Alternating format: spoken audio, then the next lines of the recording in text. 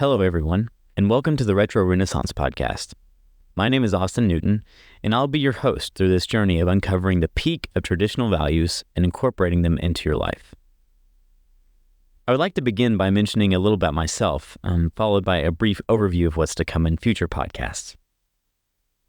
Professionally, I'm a secondary science educator. I've been teaching publicly for the last couple of years, although I've taught many students privately both at the college and high school levels. My specialty is physics with a slight dabbling in astronomy. I'm also a musician. I enjoy singing, songwriting, and playing several different types of instruments. Chief among them the guitar, but also some other ones like bass, mandolin, keys, and a little bit of percussion here and there. While I don't yet have any music officially released, unfortunately, it's on my list of New Year's resolutions to do just that.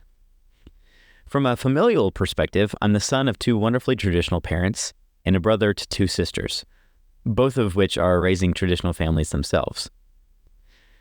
These past couple of years, I've been fascinated with the current state of affairs regarding our nation and our culture, which brings me to the point of this podcast. Retro Renaissance is a title which reflects my advocacy for the reawakening of traditional values which were at one time paramount to the function of communities, families, and individuals. Without going into details, which will certainly be the subject of future discussions and monologues, it is apparent both through the findings of credible, experienced researchers and my own personal experiences that this country is suffering from a pandemic in three crucial sectors: politics, education, and the home life. When one hears the word retro, it occasionally carries with it negative connotations.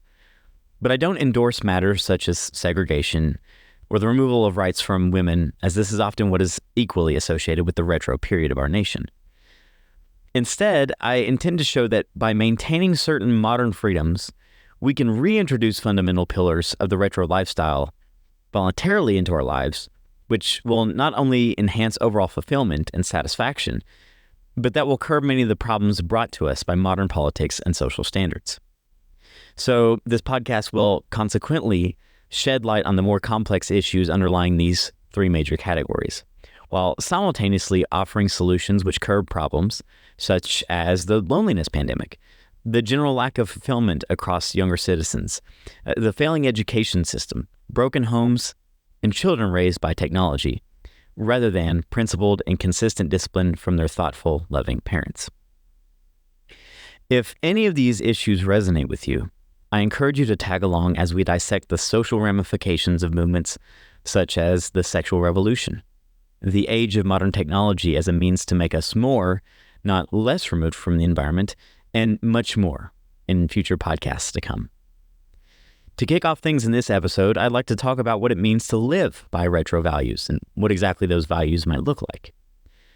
Traditionally speaking, a man is a husband, a provider, a father, a protector, and an all-around gentleman who takes care of the financial, mechanical, and geographical aspects of his family.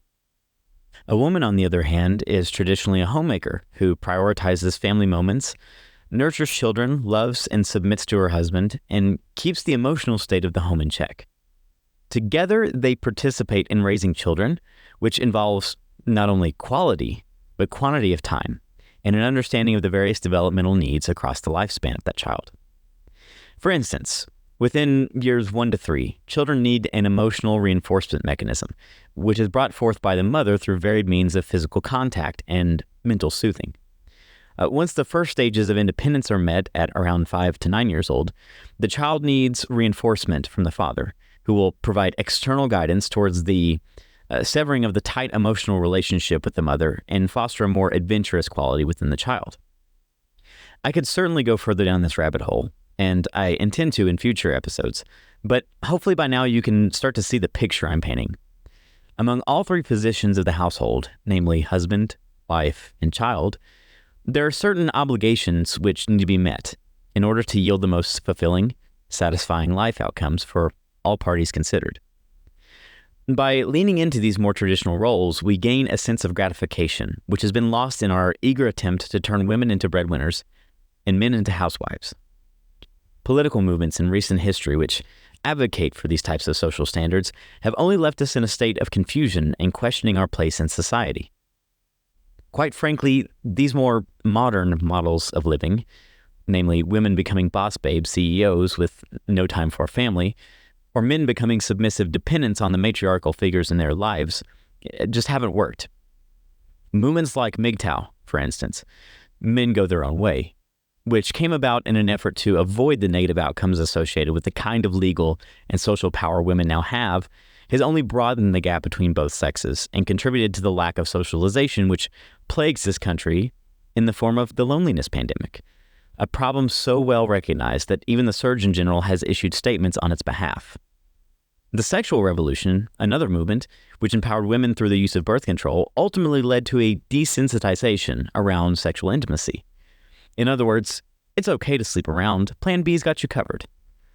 This has ultimately led to what we've seen today, with some women having as many as 300 individual sexual partners within 1 year. By the age of 45, who's to say what sort of fragile and lonely mental state these women will inhabit? Some of these ramifications have already been lived through by those who were swept up at the onset of the sexual revolution. Women now in their 40s and 50s and beyond, who are frustrated, alone, and worried about their chances of having a fulfilling romantic life. New scientific breakthroughs have also impacted the nuclear family, while allowing for continued paradigm shifts in our culture. Egg freezing, for instance, which was seen as a brilliant mechanism for allowing females to wait until older and older ages to start a family. The premise being that they could use their younger years to focus more intently on career, only to thaw the eggs and raise a family later on. However, this procedure has a questionably low success rate, and was only ever intended for use in extreme scenarios like the need for life-altering operations or severe illness, which could lead to infertility later on. This is because egg freezing comes with complications. Like, for instance, one woman who froze 12 eggs found that 7 didn't survive the thawing process and had to be discarded right off the bat. Of the remaining 5, 4 were mutated and similarly had to be discarded, so only 1 ended up being implanted. That 1, unfortunately, miscarried, and the woman in question was left devastated, and now acts as an advocate against these types of social ideas which have become the norm for many women and prospective mothers. As mentioned before, we will dive deeper into topics such as these in the coming podcasts. I will even bring on guests such as my significant other and other interested parties to come and talk about these from their perspective as well. But I hope this gives you a feel of the types of discussions to be had. If you're interested in hearing more, hopefully you will like, subscribe, and leave a comment down below regarding how these topics have impacted your own life. Again, I've been your host, Austin Newton, and welcome to the Retro Renaissance Podcast.